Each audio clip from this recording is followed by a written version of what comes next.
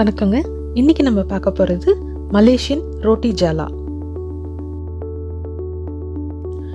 இந்த ரெசிபியை இங்கிலீஷில் பார்க்கணுன்னா மேலே இந்த லிங்கை கிளிக் பண்ணுங்க. ரோட்டி ஜாலா செய்கிறதுக்கு 250 கிராம் கோதுமை மாவு எடுத்துருக்கேங்க. நீங்கள் மைதா வேணுனாலும் எடுத்துக்கலாம். அடுத்ததாக 300 ml அளவுக்கு தண்ணி தேங்காய் பால் தேவைப்படுது. அதுக்கு 20 கிராம் அளவுக்கு தேங்காய் பால் பவுடரும் கூடவே 300 ml தண்ணியும் சேர்த்துருக்கேங்க.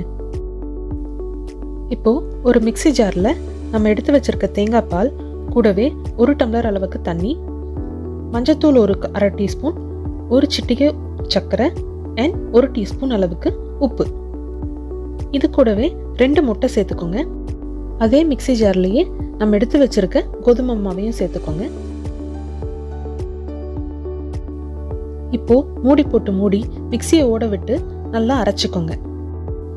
இந்த மாவை ஒரு வடிகட்டியில் ஊற்றி வடிகட்டிட்டீங்கன்னா கட்டி இல்லாமல் இருக்கும்.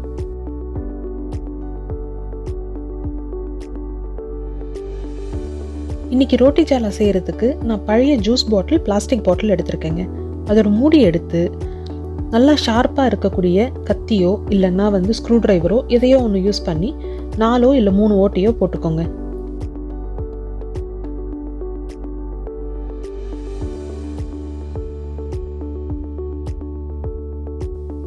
இப்போ அந்த மாவை அந்த பாட்டிலில் ஊற்றி தனியாக வச்சிருங்க.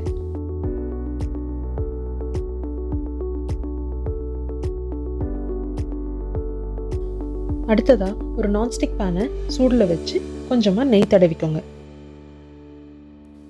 பேன் சூடானதும் நம்ம ரெடி பண்ணி வச்சிருக்க மாவை வட்ட வட்டமாக சுற்றிக்கிட்டே ஊற்றி விடுங்க. ஒரு 2-3 நிமிஷம் நல்ல தீயில வேகட்டோங்க.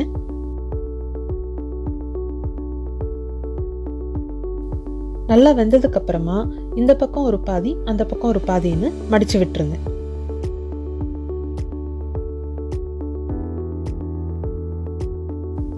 அடுத்ததா ஒரு ஸ்பூனோ இல்லைன்னா ஒரு ஃபோர்க்கோ வச்சு நல்லா இந்த மாதிரி சுருட்டி விட்டுக்கோங்க.